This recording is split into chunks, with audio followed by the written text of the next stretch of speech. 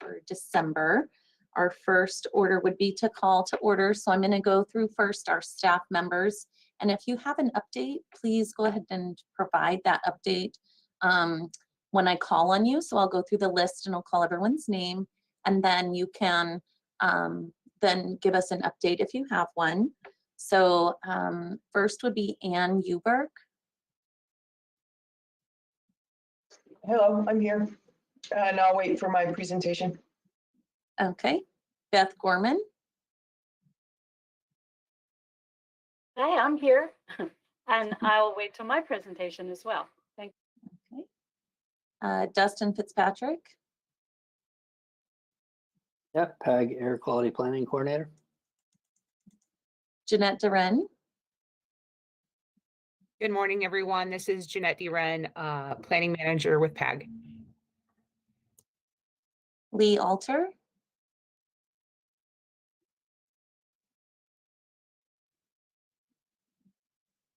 I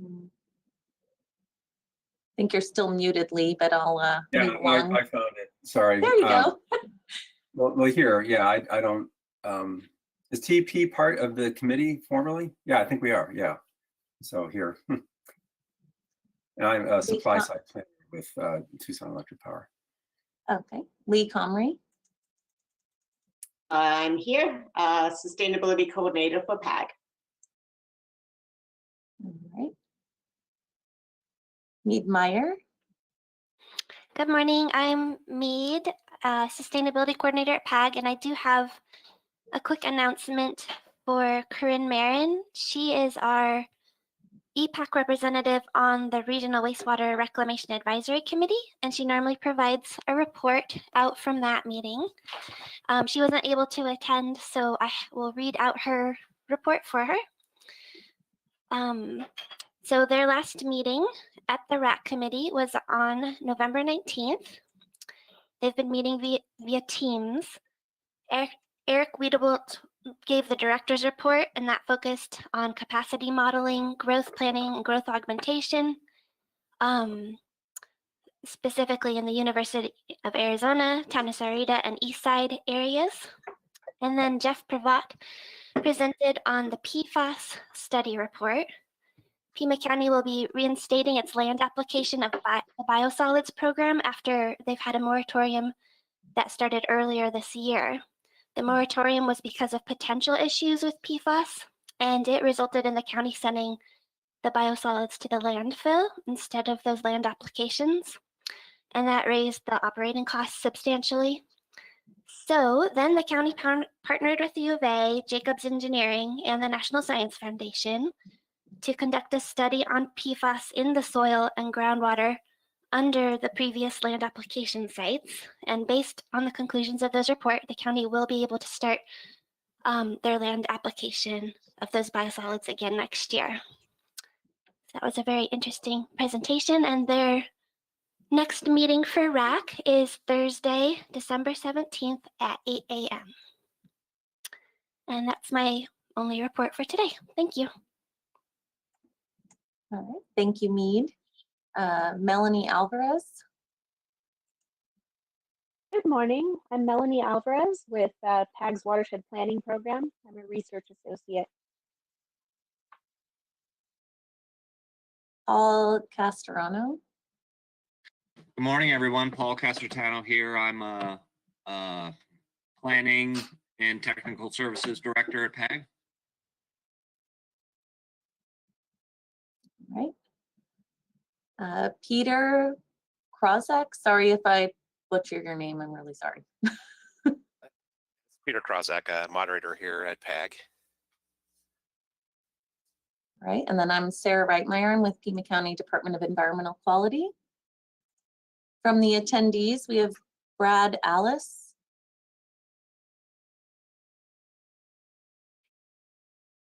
Brad is muted right now. He's our YouTube person. Oh, okay. Georgia Pennington is offline. Grace Evans.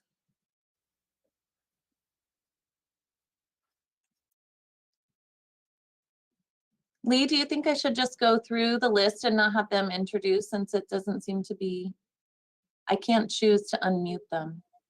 Yeah, I would say that'll be a little quicker. So why don't you go Okay. ahead and do that? And then just if anyone has anything important to announce, then they can do it at that time. Okay. Heidi Lasham, Howard Myers, Jay Hillman, John Latner, Kimberly Franklin, Leah Prophet. Hi, Leah. I'm here. Do you have any updates, Leah? Nope, I'm still the air quality manager at Davis Mountain Air Force Base. All right, Mark Novak.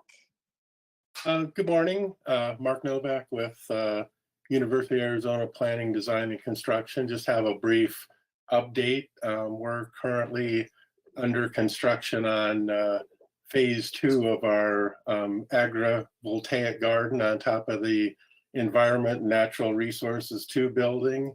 That project will be wrapping up construction early next year in time for a spring planting. And unfortunately, due to COVID, the rooftop is closed now. So hopefully in the future, when things are under control, that'll be open for the public to come and take a look at.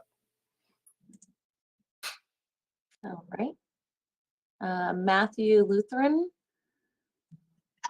Hi, I'm Matthew. I'm the Restoration Program Manager with Tucson Audubon, and I'll be taking over attending meetings now that Nicole Gillette has gone on to bigger and newer things.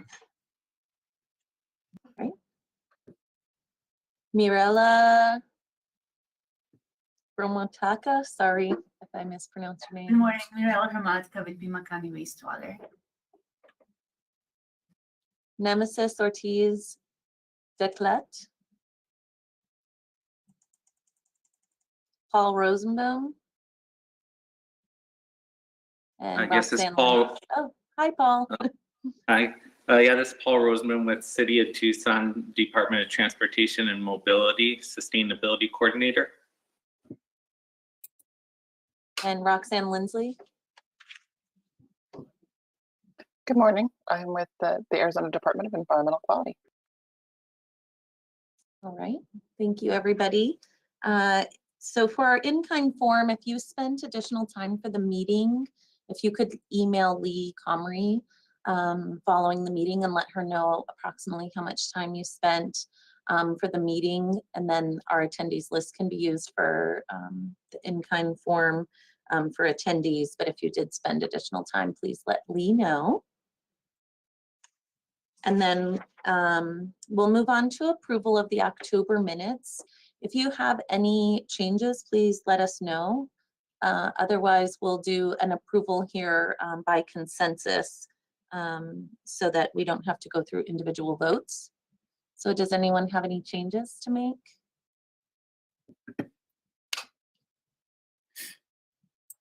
All right, so we can move on. Our first presentation is the EPAC Top Environmental Issues List for 2021, and that will be presented by Lee Comrie. She's a Sustainability Coordinator with PAG.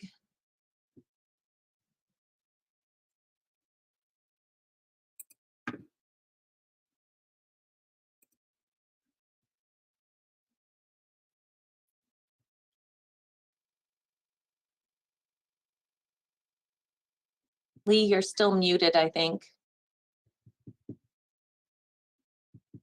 Okay, good morning all. Sorry for that. I'm going to briefly go over the EPAC Top Environmental Issues List for 2021. This committee develops this list every year, and it's used as a basis to engage on key topics that are relevant to PAG and its member jurisdictions, as well as EPAC and its subcommittee members. We can facilitate discussion on these topics and raise awareness, as well as stay relevant on any current and future regulations. So the preliminary draft was sent to EPAC and its subcommittee members on November 4, and we did receive some feedback, and we went ahead and edited that preliminary draft, which is what was included in your meeting materials. Just as a reminder, this is an action item to approve and forward it on to PAG's executive director. And typically, this list will then be shared with PAG's management committee and regional council as an information item. So I'm going to go over some of the key items that have changed since the previous draft, and as well as some of the changes since the 2020 version.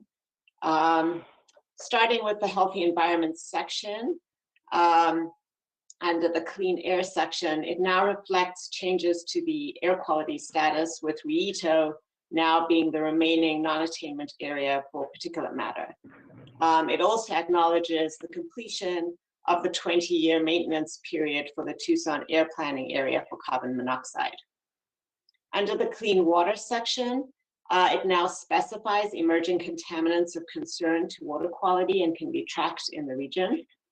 And we also anticipate continued discussion of the local impacts resulting from changes to the Waters of the United States regulations in the Navigable Waters Protection Rule. In a couple places in the issues list, we made some changes in the protection and enhancement section, as well as water reliability, because we anticipate some added focus on the impacts of the intense wildfire activity with the Bighorn fire, as well as the extreme heat that we've all experienced and exceptionally dry 2020. So the issues list also now includes the impact of drought on local riparian areas. And we also anticipate an update on the Colorado River Shortage Declaration, which we do every year or every other year, and we haven't had an update, and we figure that would be timely for next year. In the integrated planning section, we added regional innovations that can include smart mobility initiatives. And in the regional resiliency section, in the water reliability section, in 2021 marks the end of the Bureau of Reclamation's Lower Santa Cruz River Basin Study that evaluates projected water supply demand imbalances. And EPAC and Watershed Planning Subcommittee are key stakeholders in this outreach. So a study update would be timely. And just as a heads up, this committee will be included in their next public meeting, which is anticipated in early 2021. In the climate variability section, the update to the greenhouse gas emissions inventory is currently being done and is expected to be available by the middle of next year. So highlights of this report and any related regional efforts, including the city's climate action plan, can be presented. So this section was also expanded to include reducing energy waste and exploring green financing. So that's the summary of all the main things. I went ahead and, I know it's hard when we don't have handouts, highlighted the three sections with the changes. And just as a reminder, we're looking for action to a motion to approve this draft and forward it on to PAG's executive director. So if anyone has any questions or comments, now would be a good time. And if I can't address them, I can pass them on to my colleagues. So the floor is open.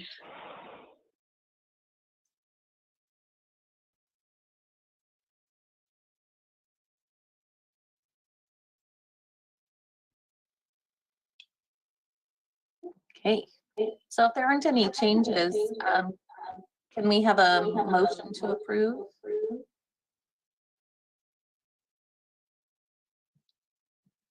You'd have to unmute yourself. This is Mark Novak. I make a motion to approve. Do we have a second?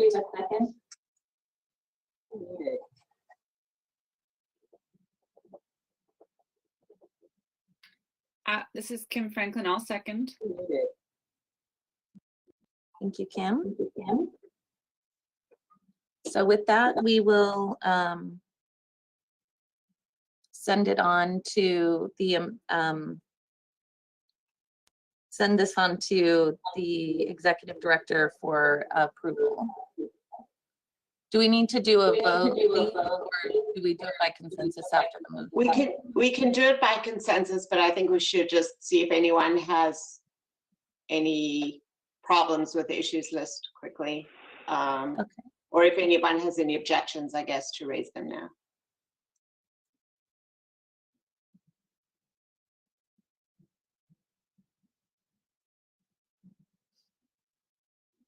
So with hearing no objections or recommendations, we can move this or pass this on to PAG's executive director for approval with, if we can approve by consensus. I just want to thank those people who did provide feedback. We really appreciate your input. Thank you. All right, so we're going to move along, and it's the Arizona I-10 Alternative Fuels Corridor Development Plan. This will be presented by Justin Fitzpatrick. He's the Air Quality Coordinator with PAG. Good morning, everybody. So today I'll go over the project that we undertook and just wrapped up that we started earlier this year in January for the Arizona I-10 Alternative Fuels Corridor Deployment Plan. So during the last federal transportation bill, the FAST Act, a requirement was put in place to employ alternative fuels on the nation's highway corridors that utilize electric, hydrogen, propane, and natural gas fuels. The FHWA was tasked with implementing this alternative fuels corridor program, and each year they have a round of nominations where the states submit for their corridors, their interstates and highways, to designate them as pending or ready for one of those alternative fuels. So in Arizona in 2017, ADOT submitted for the corridors you see there, I-10, I-8, 17, 19, and 40, for the various fuels, EV, CNG, LNG, and LPG. So we just don't have hydrogen at this point. And there are some requirements over here on the right for the EV and CNG for spacing between these charging and fueling sites along the corridors, 50 miles for EV, 150 for CNG, no farther than 5 miles from the highway. They have to be publicly available. So we received a grant at the end of last year, October, from FHWA. There were 5 grantees. Illinois, Pennsylvania, and Tennessee's DOTs were also selected. All of us focusing on EV and CNG fuels. And also North Central Texas Council of Governments was awarded with the focus on hydrogen and EV. So we partnered with ADOT and Phoenix Clean Cities on this effort and formed a public-private partnership advisory group called the Arizona Interstate Infrastructure Collaborative. We invited the truck stop travel centers, those the most opportune locations for these sites where they have the space available on the utilities. We invited the utility companies for those various areas we were focusing on, the charging and fueling companies and other entities that you see there. So the goals and objectives were to transition the I-10 corridor segments that were in a pending status, meaning that there aren't enough charging or CNG fueling sites to make it a ready status in which you could signpost it and have it designated as a ready corridor. So up at the top, the EV charging, those blue sections are where there's enough stations to go the 50 miles in between. And we have gaps on the the western part between Blythe and Phoenix, and we selected Sloan and Tonopah. And on the eastern front there, we've got a leg where we needed Wilcox and San Simon to connect from Benson over to Lordsburg. For CNG fueling, the distance is further, 150 miles. So as you see, we're set on I-10 on the western side, and from Phoenix to Tucson, we just need a station to connect Tucson over to Deming, either in Wilcox or San Simon. So we wanted to adhere to the straightforward requirements of FHWA, and then we brought in the Rev West. We're part of a regional electric vehicle compact with the Intermountain Western states to enhance EV travel. So for EV charging, we're talking about DC fast charging versus the level 1 or 2, where you're taking 8+ hours to charge up. With the fast charge, you're looking at higher output and looking at 15 minutes to half hour, usually to get up to your 80% charge level, maybe an hour for full. There's the different charge types. Tesla wasn't included because they're proprietary. They're not open to all vehicles. And for CNG, we're looking for fast fill. These are where vehicles can pull up. There's large compressor station infrastructure where they'll fill up in 5-10 minutes, equivalent to gasoline or diesel fill. So our approach to identify the gaps, we utilized DOE's potential corridor tool, where you can see it highlights those sections to indicate the mileage distances in between. Our GIS team utilized the map layers. You can see here kind of a national view. This is the EV with the green dots being the stations, and then the blue outline showing how far those extend, 25 miles each way from it. We brought in, we partnered with Loves on this. You bring in the data layers for the pilot stations. Those are the two sites you can see between Phoenix and California. Identify those sites. We use the Homeland Infrastructure Foundation level data and start bringing in the utility layers, seeing where those utility electric transmission lines and the gas service. We identified of course, the utilities that service those specific locations. Oh, getting a little lag here. Sorry, Dustin, real quick. Just a reminder to everyone on the phone, if you could please use your phone to mute. We are getting some background noise and we are unable to mute you. Thank you. Okay, thanks, Crystal. There we go. So this is for the natural gas service territories. And then we bring in the parcel level details for those counties, and you can identify the ownership of these sites to be able to bring them to the table. And our GIS team, we developed this enhanced tool using ArcGIS Survey 123. This is a field survey tool. You can gather any variety of inputs, and we made it specific to our project here, where once we identified the locations, you'd go out and gather information on them to make sure they're meeting the minimum site requirements, checking what amenities that they have available, such as restrooms, restaurants, parking spaces, lighting, ADA requirements, things like that.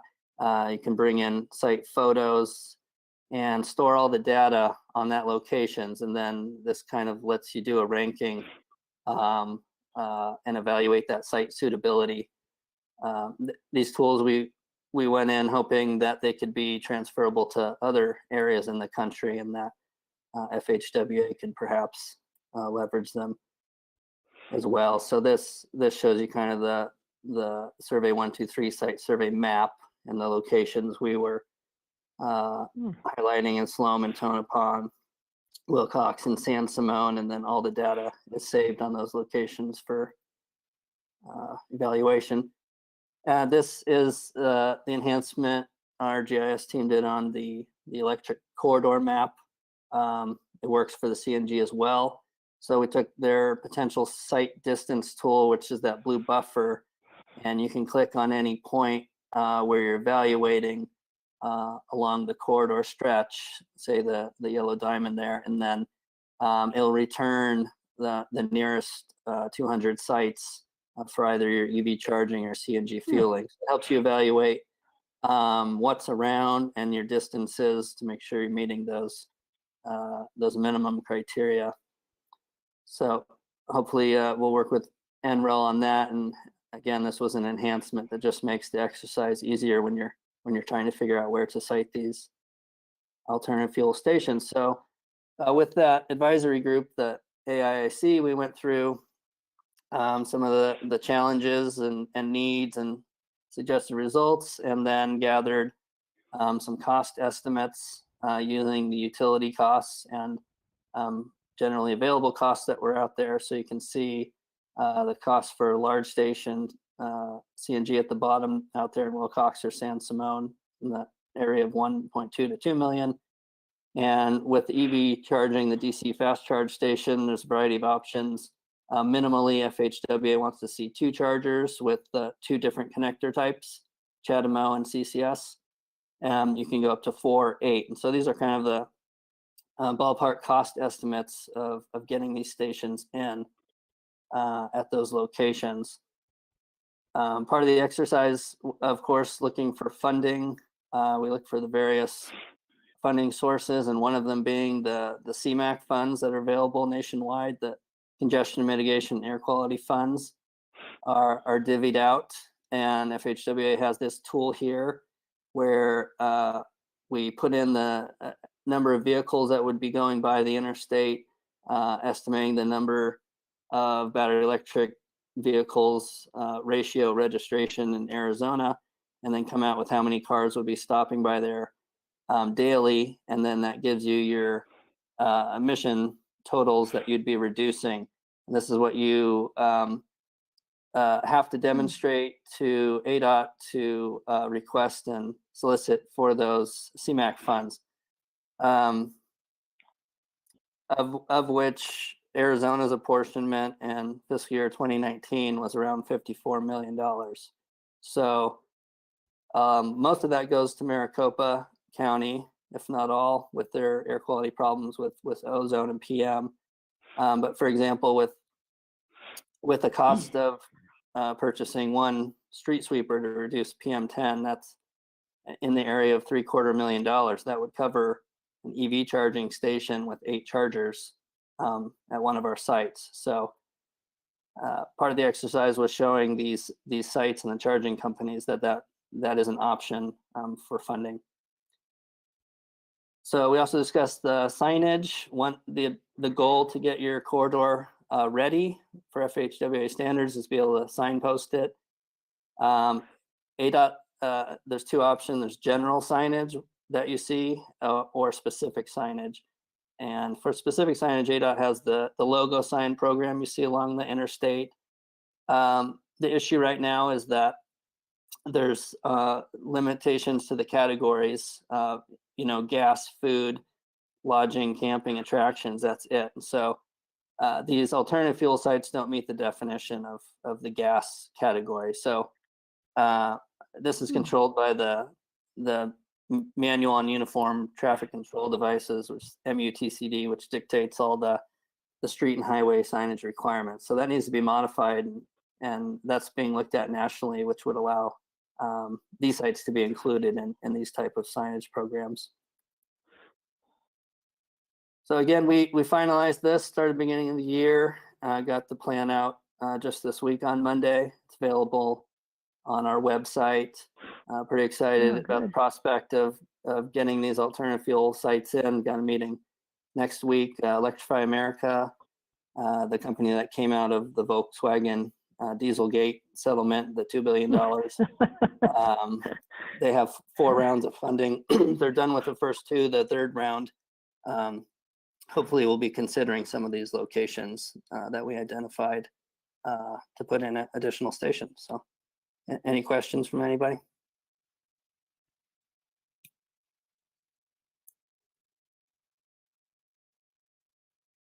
Okay, and feel free to check out our website and if you want to take a look at the plan and what was involved with it. Thanks, everybody. I had a question real quick. This is Paul with City of Tucson. How are you doing? Good. I noticed that the QTs are starting to put in bigger facilities. I noticed one along Ina Road. Are you guys looking at them as well as possible locations to put the electric and CNG at?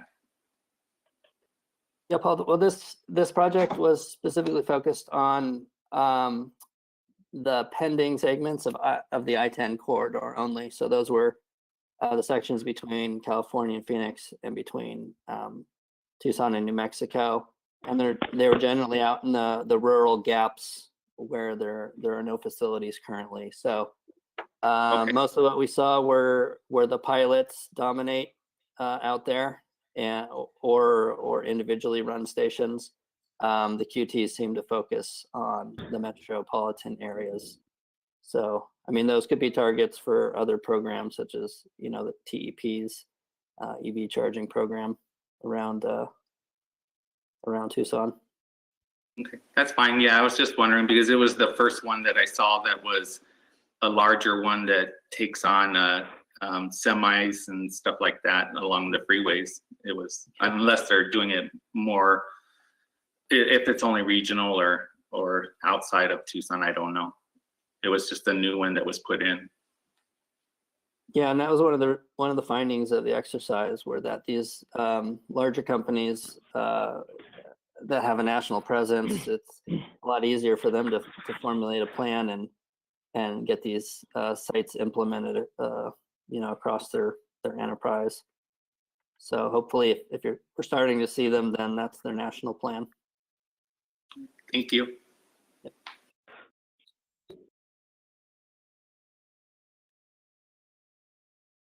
Oh, I'm muted. Thank you, Dustin. Sure. So our next presentation is TEP Integrated Resource Plan and Updates. This will be presented by Lee Alter. He's the Lee Supply Side Planner for Tucson Electric Power. Okay, got my mute off, right? Okay, good, thanks, Beth. Okay, so was I gonna get, yeah, I do have control, thank you. Well, I thought I did. But you know what, I'm using a Mac keyboard. So I think you may have to advance the slides for me. So go ahead and, can you flip to the next slide? All right, thanks. So good morning, everybody. This is my first attendance of one of these meetings. So sorry if I sound a little naive or repeat things you may have heard. But I've been working at TEP now for about 4.5 years. I used to do actually a lot of work on air pollution, regional haze and climate change and stuff like that. But it's been really interesting to actually work for a large company, which I've never done before, and one that is now, sort of at the forefront of clean energy initiatives. So when I joined the company, we had recently made a commitment to get to 30% renewables by 2030, which was about twice the level of the state standard. So it doesn't sound like a lot these days when you have a lot of utilities committing to net zero, 100% clean. But at the time, I could see that the company was going in a direction that I really respected, and it was really exciting to get in kind of on the ground floor of this clean energy transition. And since then, we've come out with a new plan to actually get to an 80% reduction in CO2. So we're kind of changing the focus from renewable energy, which is obviously a part of getting to reduce greenhouse gas emissions, but actually putting the focus on the emissions themselves, because it's not always a one-to-one kind of benefit when you put in a solar plant. there might be other ways of reducing CO2 cost effectively, especially when you're looking over like a 15-year time horizon and possibility of building new transmission lines and things that can be very expensive that come along with renewable energy. So I'll go over that whole planning process that we completed this summer. It's our integrated resource plan. And by integrated, that means we try to take a holistic look at what our long-term sales needs are going to be and what the technologies are, and putting together a plan that it's not necessarily the cheapest plan forward to meeting our customers' energy needs, but is also sustainable, minimizes rate impacts over time, and takes into consideration impacts on communities. So if you want to go to the next slide. This was the process that we followed for developing our integrated resource plan. It pretty much started with a meeting with our advisory council, which is something that was new in this plan. Normally, we have like a public workshop that's open to whoever wants to show up. Usually by then our IRP is like 90% done. And we try to accommodate what we can, from this one public workshop. But this time we took a very different approach of engaging key stakeholders early on. And we had about a dozen meetings with them over the course of this IRP development. There was a preliminary IRP, and then it was due in April, but we were looking at so many alternatives, and frankly, it wasn't like we were having problems. I think we were a bit of a victim of our own success. So we had to get a 3-month extension. Actually, so did APS, but with those extra 3 months, we were able to do a really good job and get some really good backing from our advisory committee. So I think everybody was glad to be part of that. I think it resulted in a better plan. And the Corporation Commission has that plan now, and they're expected to take it up in February. But basically, they either acknowledge it or they don't acknowledge it. It's not enforceable, but it does set expectations for what the company will do. And it has an action plan over the next 5 years, which is really looked at more closely, because plans will change over the long term, but over the next few years, we need to start making commitments, financial commitments and permits and things like that. So if you want to go to the next slide.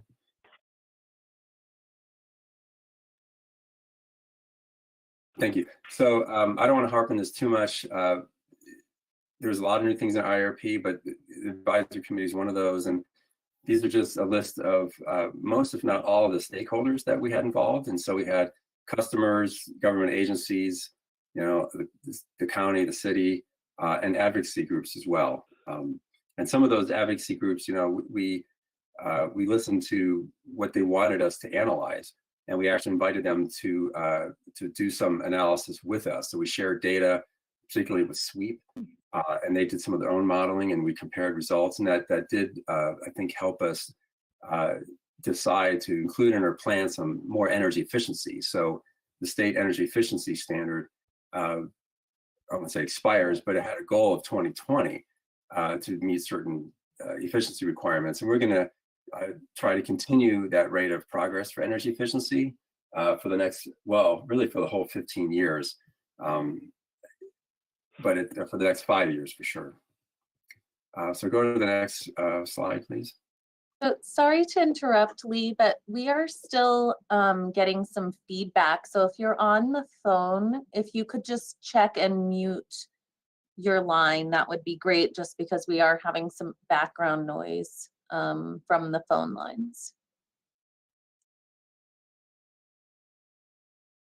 Okay.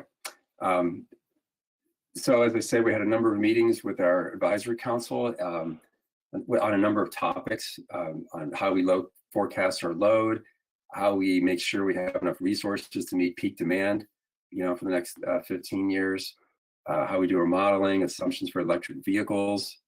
And so we covered a lot of ground with this committee, and it was a really good learning opportunity for everybody. Let's go ahead, next slide. And then to take a step back on the whole IRP process, what we typically follow is do a load forecast. So we look at what our energy and our capacity needs are for 15 years. We take stock of, what are our existing resources and the capital investments required to keep those going. What are regulatory requirements? And then looking into the future, what kind of new energy sources are available, either as a supply energy or on the customer side with efficiency and rooftop solar. So we look at those options, and we can put together different paths or different portfolios of meeting the future demand.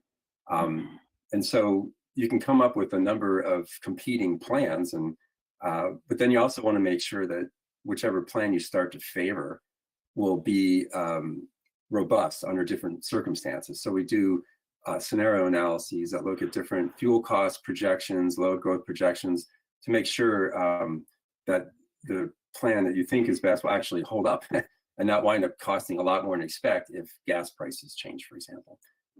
And so we do this the whole cycle every 3 years. It takes about a year. We submit it every 3 years. And like I said, we have this 15-year outlook. So the next slide.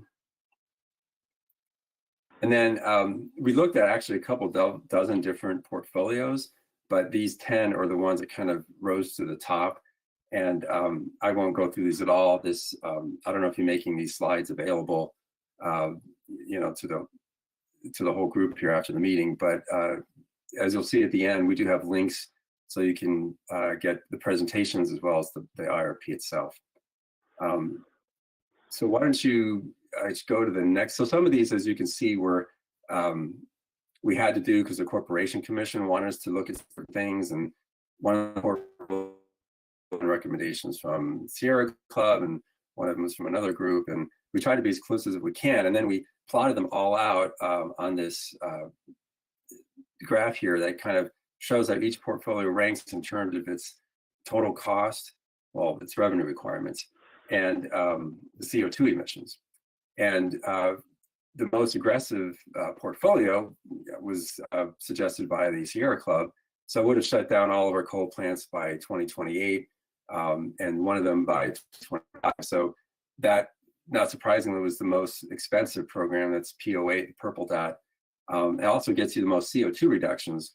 But what we ultimately wind up doing is looking at how all of these compared, and then coming up with a hybrid final preferred portfolio that is not sort of in the middle of the cost, but also has very good CO2 reductions compared to the other ones.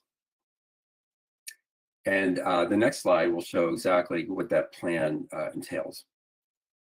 And so this kind of breaks the plan up into like the next 2 years, and then the next, the 10 to 13 years after that. And so what we've just completed is a sort of installation of these internal combustion engines at the power plant downtown. And those units are replacing a couple others that we retired, and are much more flexible and more efficient. And it will actually allow for the integration of some near-term renewable energy projects shown in green. So right now we're bringing online a 250 megawatt wind farm in New Mexico. There's another one on the border with New Mexico, a solar plant here just outside the city with 100 megawatts and some storage. And then, all these are going to be integrated because they're variable. The energy comes and goes really quickly.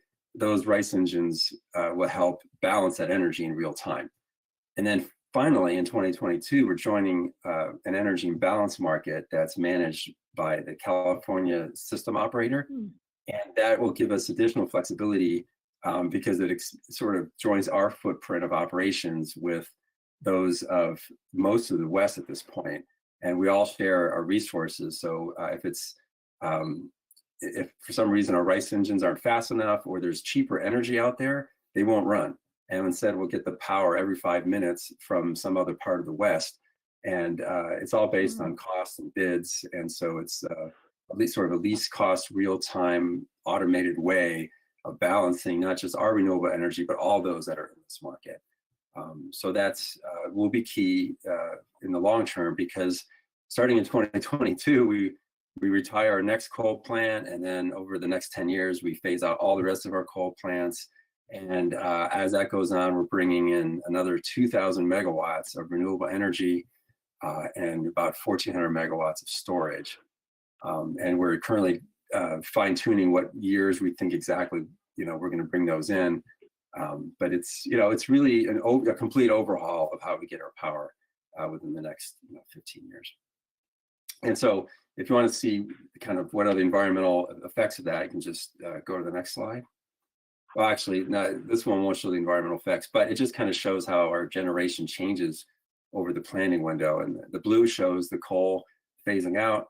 The orange shows our natural gas use increasing slightly. And then the others show how we're implementing more renewable energy and energy efficiency, and then some distributed generation as well. And all those things together meet our expected sales. So the environmental outcome, thank you. So you can see the trajectory here for CO2. All these percentage reductions we've been talking about are relative to 2005. There's a couple of reasons for that, but the bottom line is you can see the rather good reductions that we make to get to 80% by, really it's 2033. Yes, and this is water. And here you see we eliminate our use of surface water as we get rid of the coal plants, and reduce the groundwater use quite a bit as well. And the remaining water use would be just for the gas, some of the gas plants we have online. The RICE engines really don't use any water to speak of, but the steam units do. So to the extent we still use those, in the summer mostly, there is some water withdrawals for those. And then if you may have just to touch on, this is a totally different topic. TEP and APS are working on a transportation electrification plan for the state. It's not something I've been involved in, but I did a little homework while making these slides and talked to our project leader on this, and basically summarize it here for you. It is something that our Corporation Commission required of the utilities, even though it's a statewide plan. We'll be giving some recommendations on what utilities can do and what non-utilities can do, because it's not just, I think, incumbent on utilities to see the transportation fleet change. It's really a broader effort, but our role is going to be detailed in there. We've had a lot of interest, a couple meetings with, I think one of them had over 200 people. We have one more planned, several working groups, and we expect to have a final report in February. And these are some of the topics at the bottom that are expected to be in the report. So you can go on to the last slide. And I just grabbed, we have a couple consultants helping with all these work groups and helping utilities. And just to give a flavor of some of the analysis they've been doing, which is quite a bit. They're looking at projections for electric vehicle adoption in the state. And the base case, it's tens of thousands, but it's still really small compared to, the total number of vehicles on the road. And but they do have a high adoption scenario where you see a lot more. And I'm sorry, it's cut off. The orange is. If I can tell you in a second, unless you can see it over there. But right. The orange is the APS and the blue is TEP. So it's basically Maricopa County and Pima County. And the I'm sorry, did I lose something? Okay, no, my screen. Funny things. And so they took this to the next step and said, well, if you have this many electric vehicles on the road, it's going to displace internal combustion emissions, but it's going to lead to some power plant emissions. But the grid is getting cleaner, and so you have these net air quality benefits which can be monetized.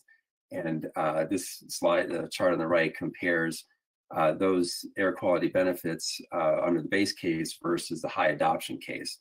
And you can see they become, a lot more significant. So that's kind of the flavor and status of that project and our integrated resource plan, and I can try to answer any questions you might have.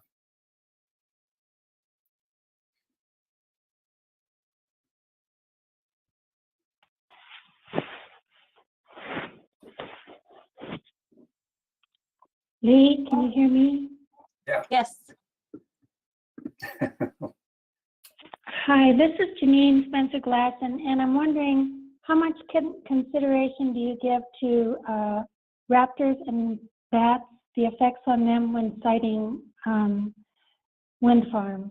Thank you. Right. So our plan does not get into that level of detail, the integrated resource plan, but when going through the process of designing the wind farms, like the big one, Oso Grande, there are permits that we have to get for wildlife and other issues. So our developer who was building the project got the site permitted, and I don't know if Tucson Electric is doing anything above and beyond the bird protection plan for that facility, but that's all I know, is that there were wildlife permits that had to be acquired for this.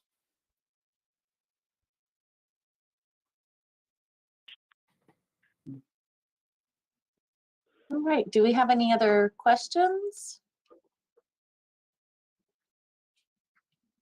Thank you, Lee, for your presentation. Oh, we have another question. Sorry about that. There was someone on the phone, I think, that might have had a question.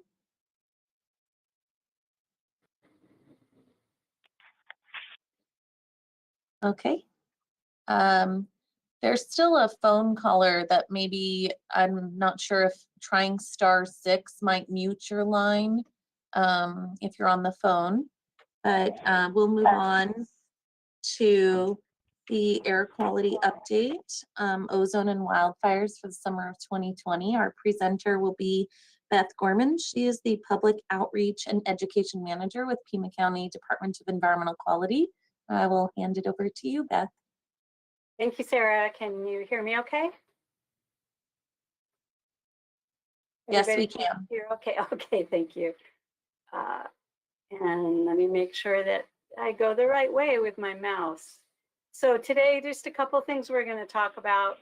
A little bit about our network for air quality monitoring, and then taking a look at what happened with one of the critical pollutants during the stay-at-home order.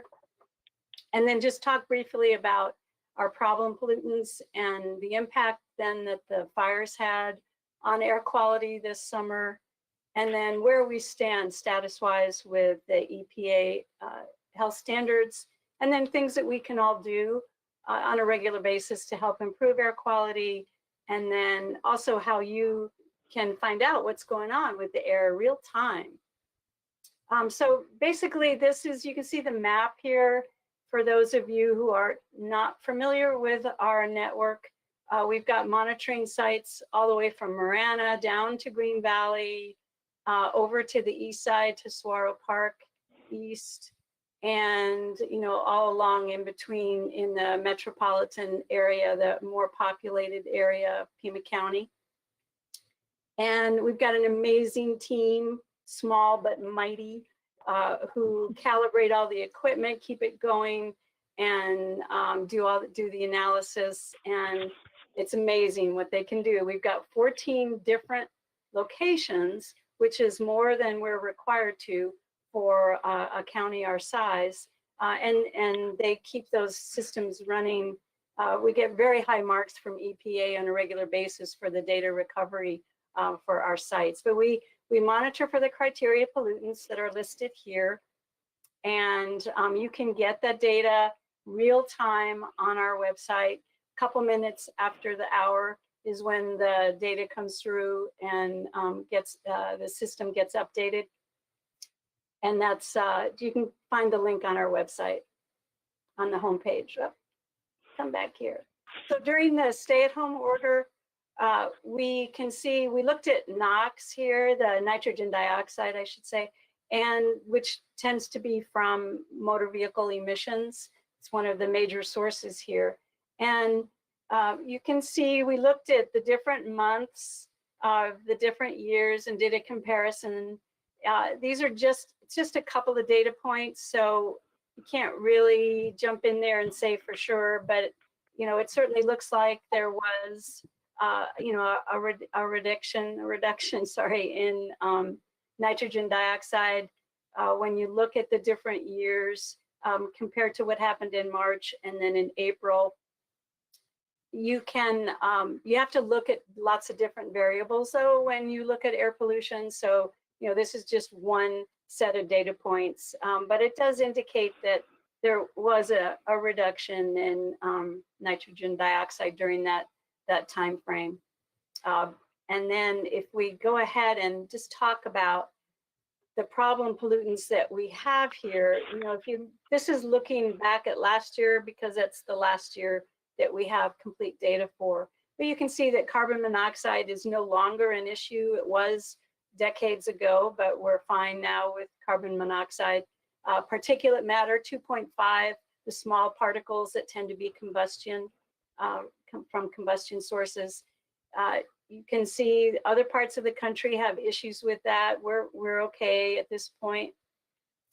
Particulate matter that's larger, like what was blowing around yesterday in the wind, the PM10, 10 microns or less.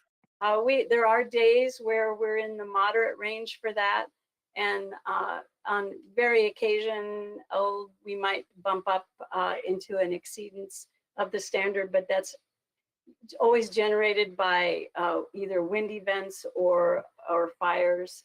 But that's very, very rare, and we haven't had that in a while, fortunately. So you can see that ozone, ground level ozone, is really our pollutant of most concern. We have, you know, days during the year where it's in the moderate range, and then we also experience days sometimes where it is in the unhealthy or sensitive groups. And as many of you know, probably from other presentations, ground level ozone is a really complicated pollutant. It's not emitted directly from anything. We're not talking about the ozone layer. When we talk about ozone, we're talking about a pollutant that's formed a lot from human activities, but also there's a contribution from vegetation. It's not really emitted by anything, but it occurs when you've got the right pollutants, usually volatile organic compounds and nitrogen oxides, combining together under the right conditions, in the right ratio, in the right heat and intense sunlight. It bakes and forms this pollutant that is it's horrible to breathe, especially if you're really sensitive. If you have lung disease, it acts like an irritant to your lungs, to your tissues in your respiratory system, and makes it really challenging to breathe. We have had issues where we've exceeded the standard. The times that we have the worst, usually from May through August, September timeframe, because the sun is more directly above us, and obviously we've got a lot of heat that releases volatile organic compounds from plants, but also just is the perfect conditions, weather conditions for baking those pollutants together and forming this complicated pollutant. And we're looking here at over historic levels over the years. Ozone standard has been dropped over the years to make it more protective of public health. The EPA, through the Clean Air Act, is required to take a look at studies that have been done periodically. It's about every 5 years, and see if the standard is protecting human health, and or if it needs to be made more protective. That has happened over time, as you can see in this graph. We've been fortunate enough to, most of the time stay under that standard. There have been times where we have exceeded it. That's what these orange lines here are, the times that we have exceeded that standard. And then I circled this year because it's a significant one. You can see in 2019, our levels were very low compared to the years around that. And I think a lot of that was weather conditions. We had a pretty good monsoon. When you get that cloud cover and the breezes and winds that come through, that tends to reduce the amount of ozone that's created. And this is significant because of how an exceedance of the standard is defined. And we'll talk about that in just a second. But you can see how this year, these are the 2020 numbers. You can see how we did exceed that health standard this summer.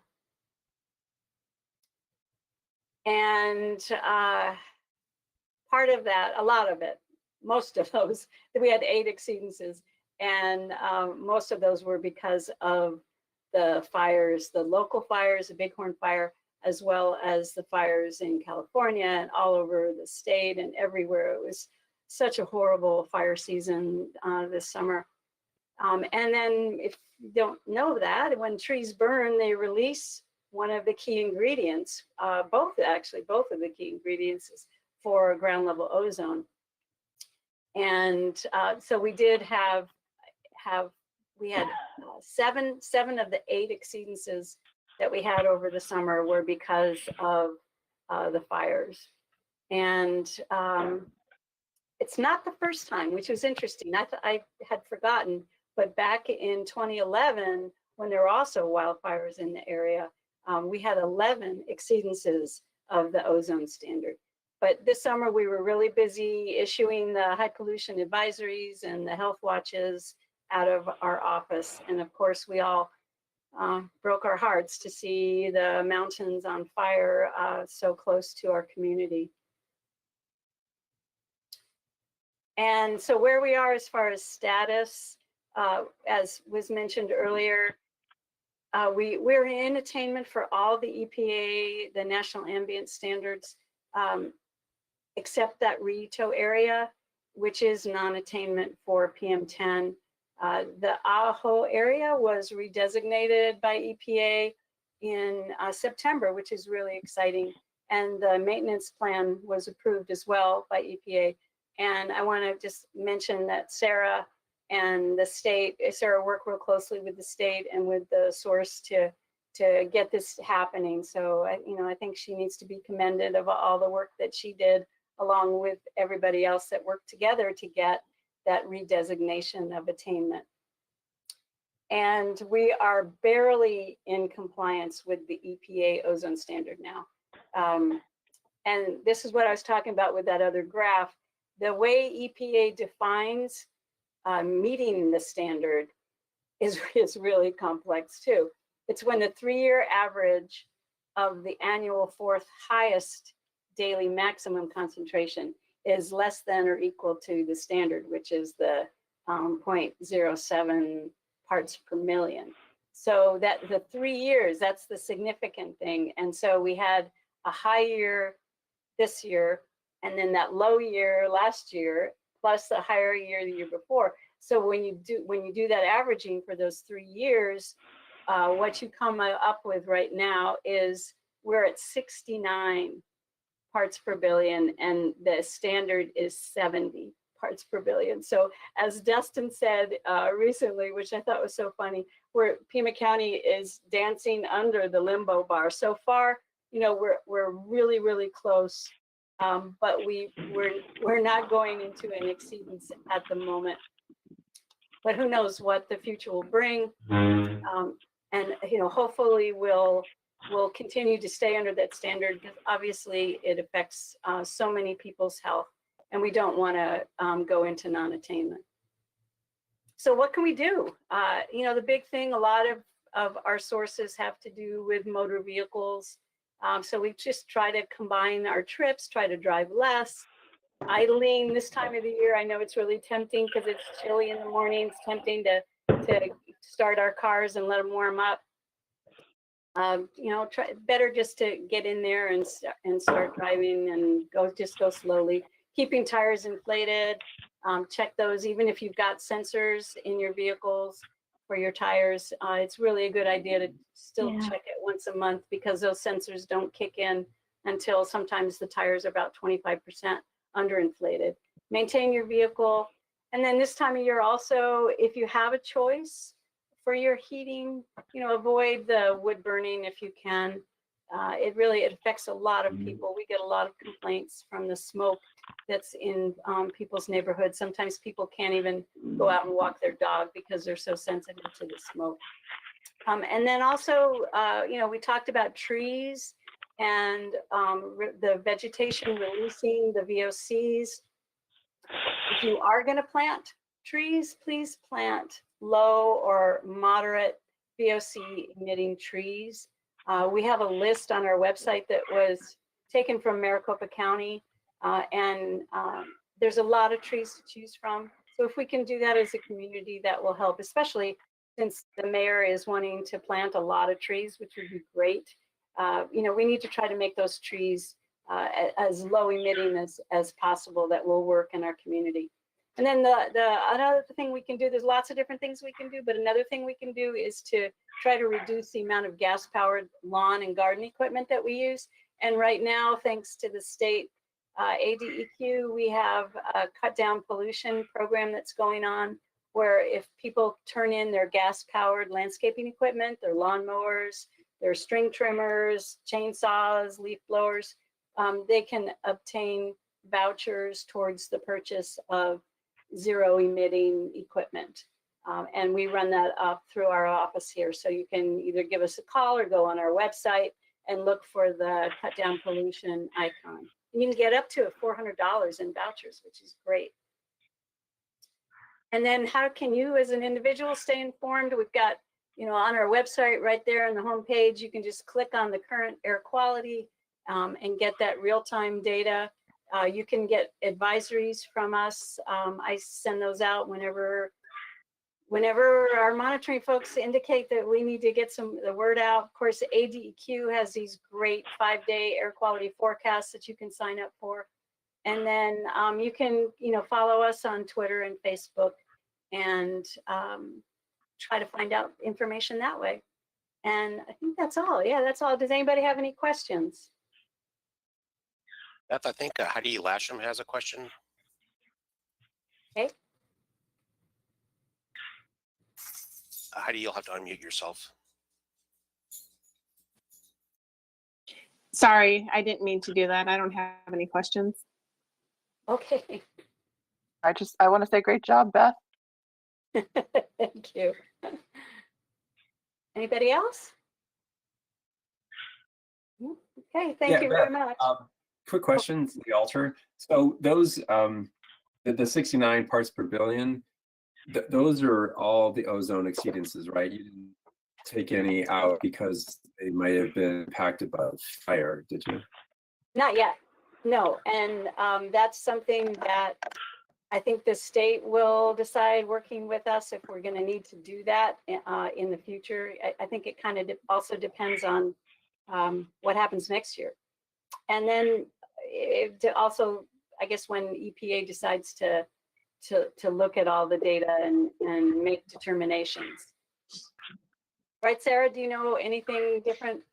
Yeah, I was going to add that, so we tend to try to flag data that we know for sure was impacted by an exceptional event such as a wildfire. But the state, ADEQ, is the submitting authority basically for those exceptional events packages. And then Beth is correct in that we will remain in attainment. Even if we have some exceedances, we will still remain in attainment until the EPA decides which 3-year data set they're going to look at for redesignations.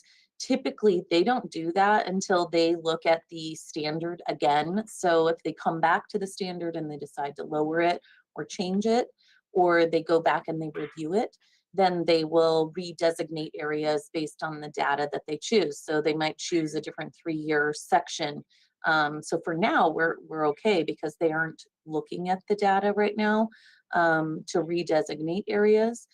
So we are in attainment based on their previous analysis. So We could be in trouble if they decide to relook at it, but that's why it's always best for us to try and get data excluded that was associated with an exceptional event such as a wildfire. So does that make sense or answer your question? Oh, yeah, sure. So Beth, thank you so much. That was a great presentation. I'm gonna grab my paper here. So our next presentation is the 2020 wildfires and flood risk. And this will be presented by Ann Uberg. She's the senior research scientist with the Geological Survey. Thank you, Ann, for joining us. Good morning. Thanks, Beth. That was really interesting, and I've never seen that tree list before, so that's good. Okay, so I'm going to talk to you a little bit today about our research programs, which isn't just the Bighorn fire. As we all know, we didn't get a monsoon last year, so we don't really have data from the first year of the fire. Hopefully, well, that's a double-edged sword, right? Hopefully we'll have a monsoon, and hopefully we won't have bad flows. But I'm going to talk to you a little bit about what we're looking at and why, and where we're going to go from there. So I would like to draw your attention to this cabin on the left side of the photo of the slide here. It's actually in Madeira Canyon from the 2005 Florida fire. And this was a flood. So floods, water-dominated flow, can move a lot of rocks and logs and stuff. You can see the mud level on the cabin here. The people were in this cabin when it happened. It was really, really scary. And this is actually over on the right side, this is a church camp that's up in Eager, and this was after the 2011 wildfire. So what we are looking at is trying to help emergency managers understand when these events might occur. So after a wildfire, right, we lose our vegetative cover. So rainfall is not intercepted in the canopy as it normally is. Soil is changed. So the water that normally goes into the soil can no longer get in there. And then all of the material, the litter, the duff, tree limbs, whatever, that formerly sat on the surface are gone. And so it decreases surface roughness. And that means that more water gets to the surface, and then it has a higher velocity. And so it can do more geomorphic work. So post-fire debris flows typically are generated from runoff, not from saturation. So if you think about 2006, when we had all those debris flows in the Catalina Mountains, that was after 5 or 6 nights of rainfall. And that's when we had saturation induced. The soil just got so wet it failed. Well, in fires, it's the runoff that happens to create these debris flows, not saturation. So it's the rate of rainfall coming down that makes a difference for these debris flows, not the amount. So the way we help emergency managers understand the rate of rainfall that can be problematic is by developing these rainfall intensity duration threshold curves. And what we have found is that the 15-minute intensity is really well correlated to post-fire debris flows. Now, there's 2 ways to develop these curves. One is just to use the peak rainfall intensity, and we formally did that, but we have found that that actually overestimates the triggering intensity. So here's the triggering, this is the overall 15-minute intensity for Arizona fires if you don't use the triggering intensity.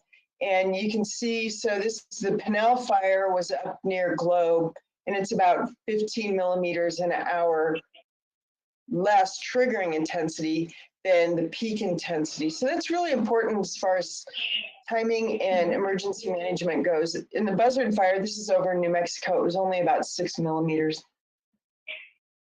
So the way we determine this information so that we can develop these curves is we use non-vented pressure transducers, and we put them in the channels. And we have rain gauges. Sometimes we have cameras, sometimes we have geophones. And then we'll go out after storms and we'll assess the deposits to determine if it was a flood flow or a debris flow. So then from our non-vented pressure transducer, this black line here is the signal of the flow that came down the channel.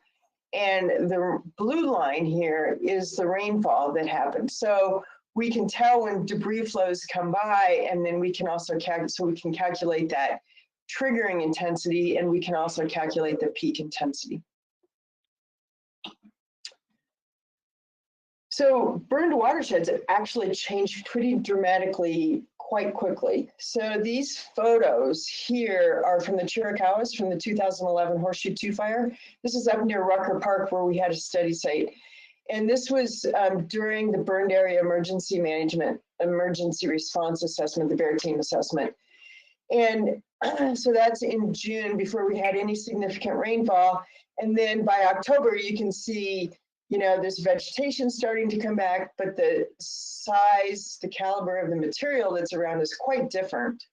So that changes our roughness and it changes the energy needed to move this material. And then, you know, by the end of the next monsoon, it's dramatically different. So what we're looking at here is how do those peak intensity versus a triggering intensity thresholds differ?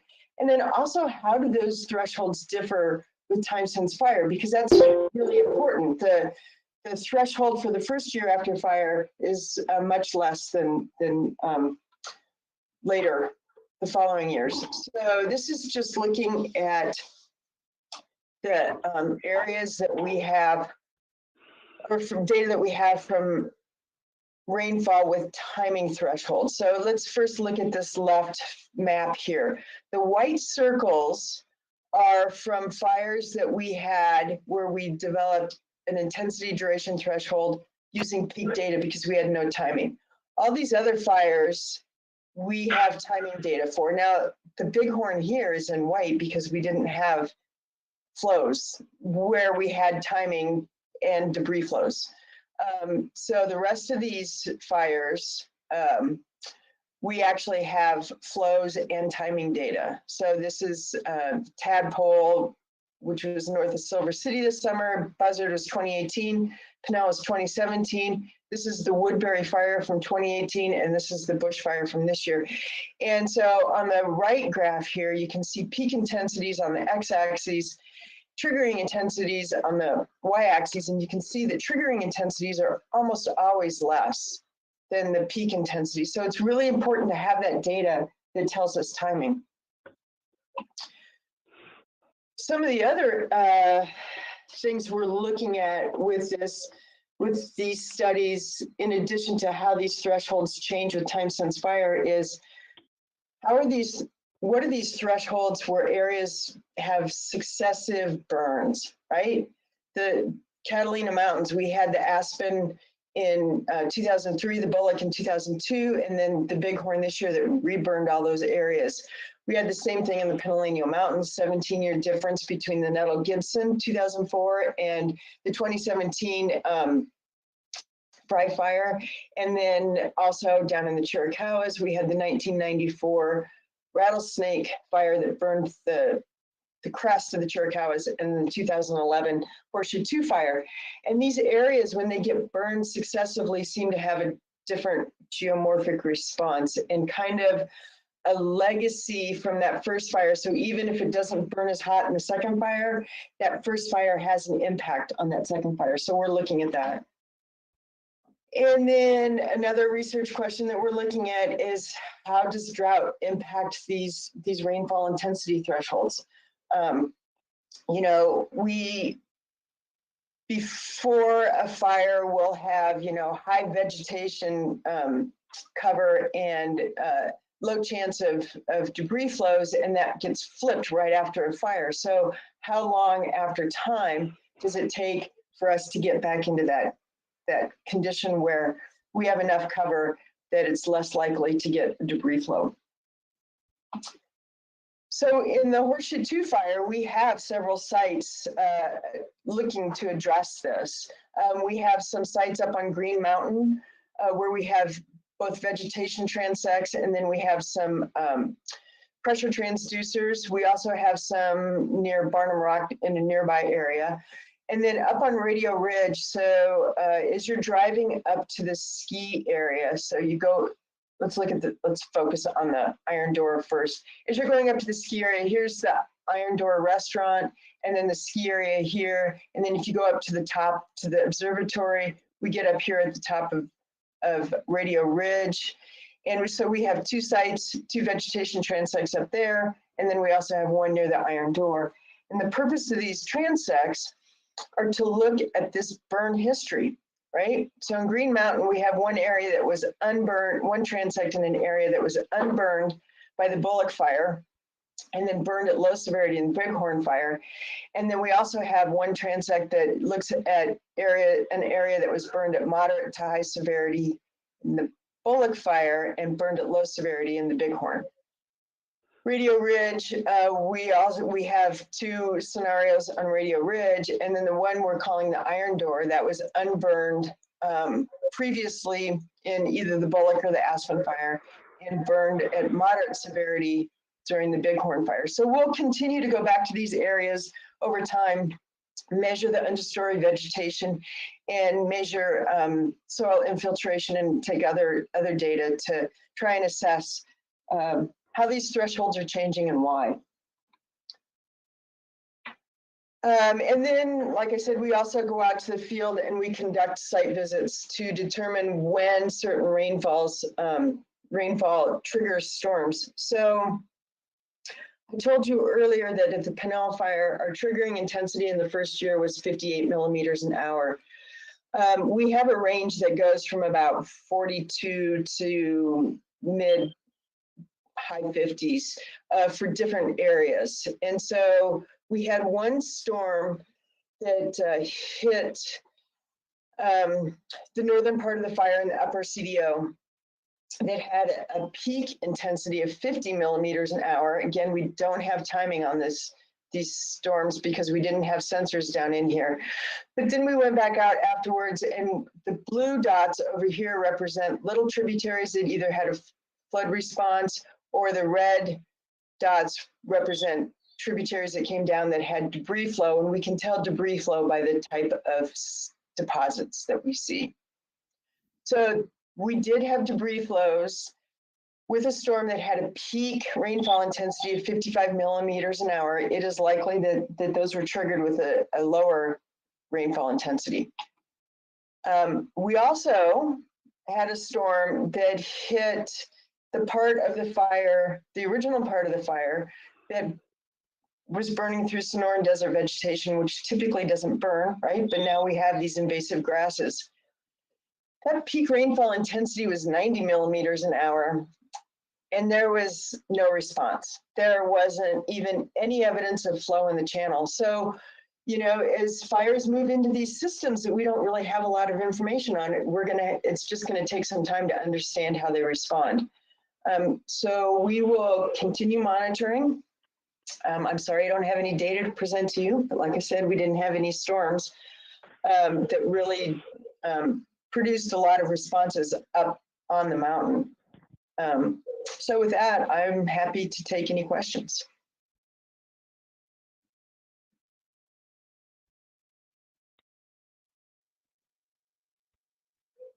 Hi, this is me.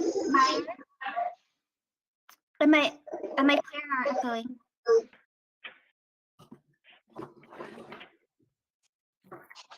Yeah, do you have a question? Yeah, I'm curious who you may be collaborating with as far as like other land and water management agencies. Sure. Responses that they have so far from your data. Yeah, right. That's a good question. So we actually work with the National Weather Service. We have people we work with. We're actually working with Pima County Flood Control District. We work with the Division of Emergency Management at the state level. So I would say, and then there's the National Weather Service and then NOAA. So NOAA itself is actually funding the drought initiative that we're looking at. And then, of course, we're always collaborating with the Forest Service because this is where the fires happen. Thank you. Are there any major responses that they've had to implement so far based on your findings, or? So we actually work with a couple different people at the Weather Service that to discuss and help each season what those warning thresholds are going to be. So I didn't go into it here. You know, there were some conflicts between how the government agencies, the intensity durations that the government agencies use versus what actually correlates to fires and floods. And I think the National Weather Service has been really responsive to that and has changed quite a bit. And we work with them, like in several fires. We'll get together with them at the beginning of every monsoon. We'll talk about what we saw out in the field, what our infiltration data indicates, and try and work out a reasonable threshold for them to use. Yeah. Interesting. Thank you. Mm-hmm.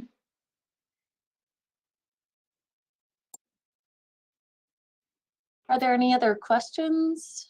If you have a question, you can unmute. This is Kim Franklin. Can you hear me? I can. Okay. I had a question about just about the very last slide and the fire that took place in the desert scrub vegetation. And you said there was absolutely no response. Can you crazy 90 millimeters an hour? When we walked up there, we should have seen rills on the hill slope. We should have seen at least some ash down in the channel. And we didn't see anything. Now, 2019, the Woodbury fire burned the Superstition Mountains just east of Phoenix. And very, very similar landscape, very similar fire. And we had triggering intensities that were less than this that produced debris flows. So I'm not really sure what's going on here. There's a lot of rock up there that maybe that's part of it. It's intriguing.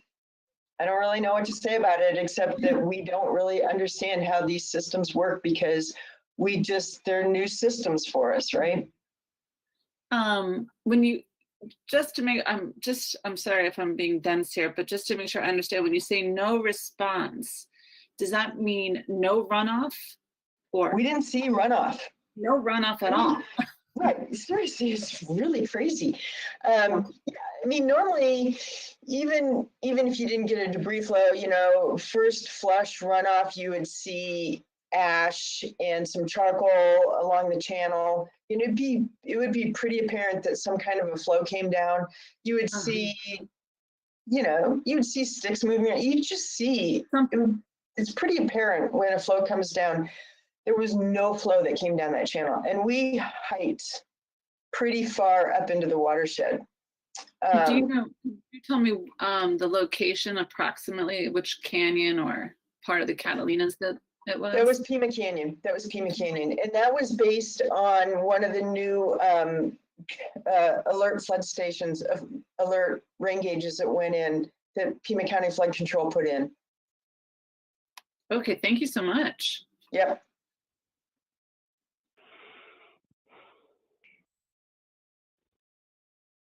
All right, thank you so much, Anne. Sure. With no other questions, I think we would go ahead and adjourn the meeting. Thank you all so much for coming. And Lee, do we have an approximate date for our next meeting? Lee Comrie? We anticipating probably not January and maybe not February, but February, March, April, we'll be hopefully having our next meeting. But I'm guessing I would put my money on March, April, maybe March. All right, thank you. So with that, everyone, thank you so much for attending. And again, if you have any time to put in for the in-kind form, email Lee. So thank you so much, and we'll see you next time. Thank you all.